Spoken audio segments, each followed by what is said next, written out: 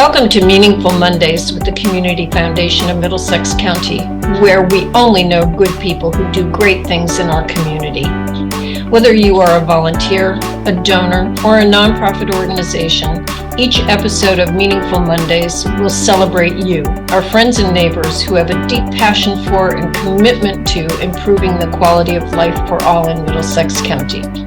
So let's kick off the week with great conversations with remarkable people, businesses, and nonprofits making a difference right in our own backyard. Clio, it's so nice to have you as part of our Meaningful Mondays, which is a new project that we've started this year. And it's a little bittersweet to have you on, though. We're sorry that you're cycling off our board of directors, but we know you're going to stay with us, and we thank you for that. So I'm going to have a very leading question for you. So are there trade secrets about being on a board of directors? And are there any secrets about our board that you'd like to share with everybody? Well, the first thing is that everybody on the board is really nice and good and they're great people to work with. They're all proactive. When you ask them to do something, it's done.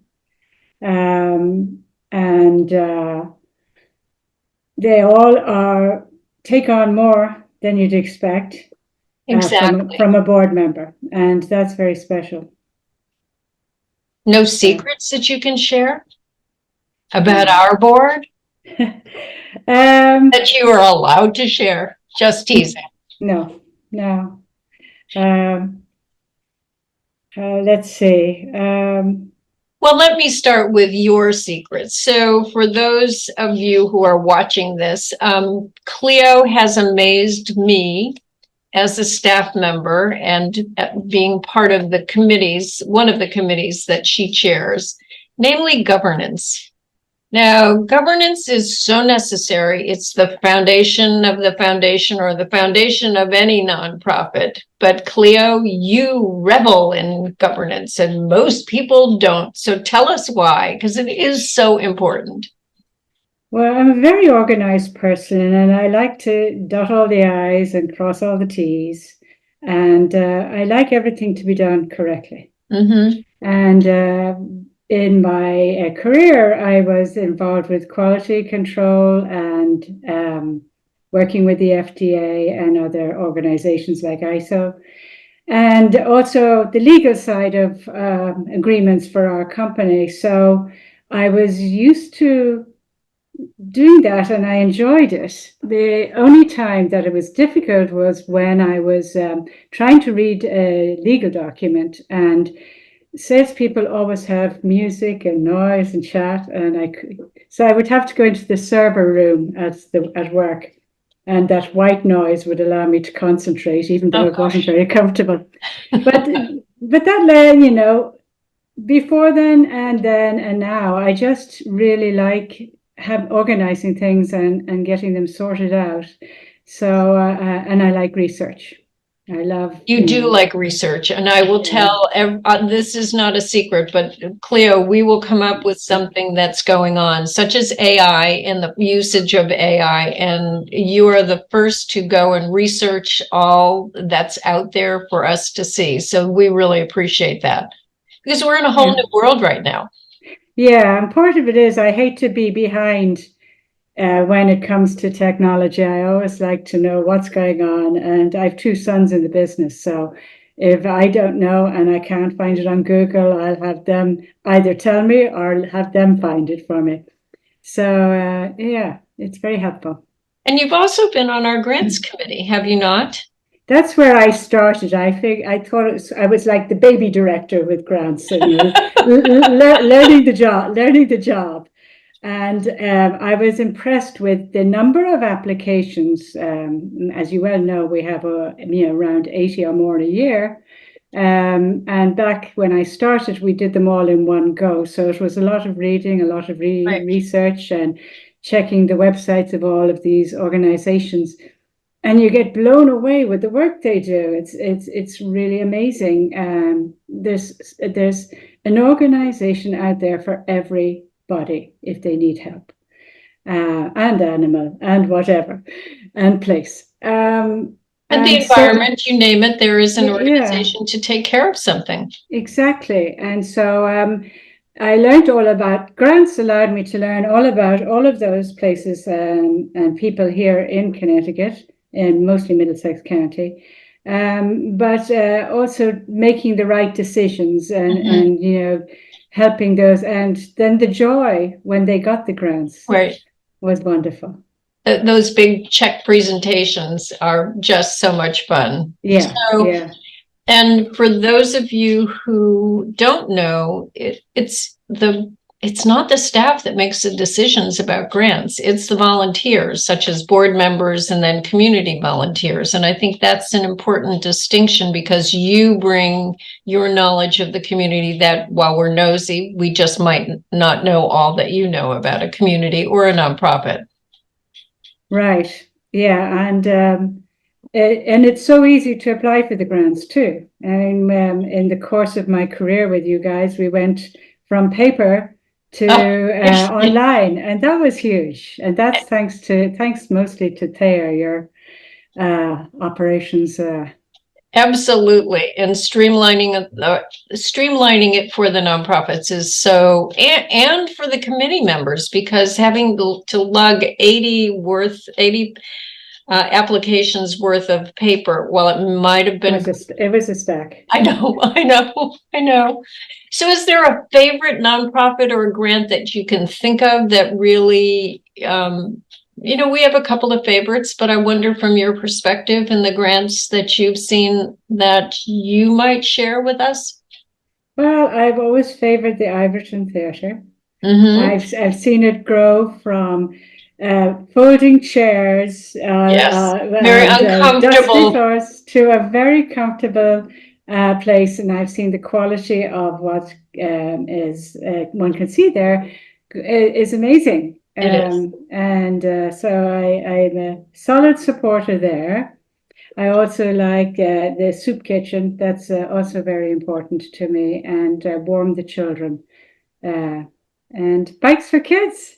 I can't believe how many bikes they're giving out. 30 bikes a month.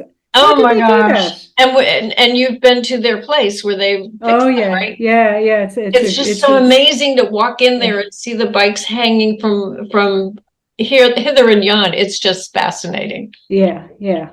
And we've been there donating a couple of bikes, and you run into your neighbors donating a couple of bikes. So it's nice to see the community rallying around them. Yes, they're a great organization. So I'll share one of my favorites, if I may. So one of my favorites is Bare Necessities, and I think you know that they're in Clinton, and they took it upon themselves to start a diaper bank for the shoreline. And diapers are so important. If a child doesn't have diapers, the child can't go to daycare, the parent can't go to work, and we just don't think of those little things. They have come so far in the years that we've known them. We gave them their first grant, and they just told me the other day that they now have a year's worth of reserves. So nice. Isn't that great? It's just so amazing. So amazing. They must have a huge storage space, because diapers take up a lot of space. I know. Yeah. So anything else about the Community Foundation that you'd like to share? And that's my first question. My second one truly is, because I think it's so important for folks out there to remember that volunteering for your community is important. And so hints for being on a board of directors for folks?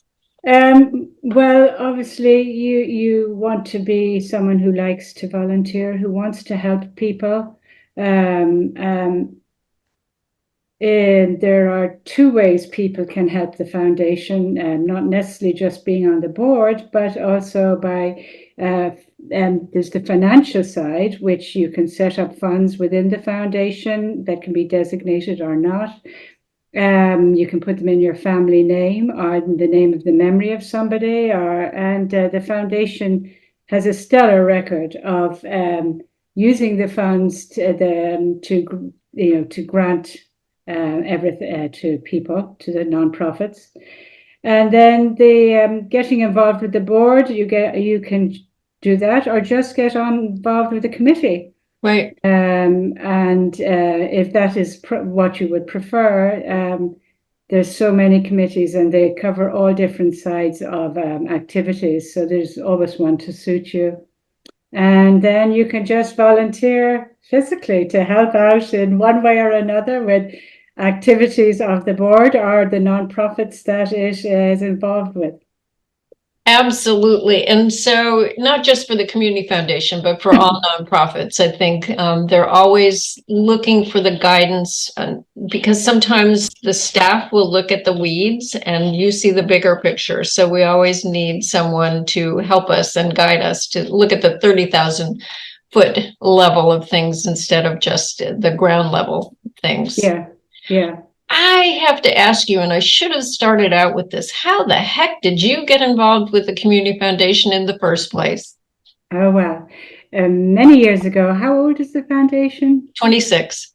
26 years ago. A little bit of history. I was quietly going about my day, and the first director of the Community Foundation, actually maybe a little more than that, maybe about 28 years ago, the first director of the Community Foundation bought the first house we built in Connecticut. And she moved in there and she became a friend of ours ever since. So obviously the house was okay. And her name is Patty Vassia. Right. And she helped start up the foundation. She was the first director and she did a wonderful job before she retired, and it went into Cynthia's very capable hands. And she asked us if we would like to be involved. Well, first of all, you don't say no to Patty. That's so true, you don't. But anyway, so of course we said yes, and we haven't looked back since. We have a fund there, and we came involved with the activities, and then eventually I went on the board. We're so happy that you did. And by extension, Philip has been part of the board as well. He definitely has, yes. He's my backup, the support behind. Your sounding board for all things that goes on. Yes. So anything in closing that you can think of that we should be doing in the future as a community foundation? I think we need to continue to grow and to do exactly what we are doing, helping the nonprofits that are out there, having more people join us. They should feel that, volunteering is sharing, and it's sharing the love, spreading the love. And the more we can do, the more we can grow, the more people we can help. Exactly. And then, volunteering is so critical, but I always found that when I volunteered, I got more than I gave. And so it really is so heartwarming. And you never really know the community until you volunteer with a nonprofit. So whether it's the community foundation or an animal rescue nonprofit or the Iverton Playhouse, please, I'll ask everybody out there to volunteer. And Clio, you're not going anywhere, because anybody that gets on the board, we know that they have CFMC tattooed somewhere. Indeed. on my forehead. Right. Well, thank you for all you've done. Thank you for being a good person who does great things. We are so lucky to have you involved. Before I go, one thing, I would like to really thank everybody at the foundation. Cynthia, Thayer, Jennifer, Mary, and Abby. Oh, they are the most amazing crew. Oh, thank you. That's so nice. You gave us the gift that keeps on giving. So thank you. Right back at you. So happy holidays. Enjoy. And we'll be seeing you soon. Take care. Thank you. Bye-bye. Thank you for joining us for this week's episode of Meaningful Mondays. At the Community Foundation of Middlesex County, we know that philanthropy matters and philanthropy works. Together, we support the arts, education, human services, animal welfare, the environment, heritage enhancements, and so much more by providing services, programs, and grants to our local nonprofits. We invite you to learn more and share your passion with us. Visit us at middlesexcountycf.org or contact us at 860-347-0025. Together we can make great things happen.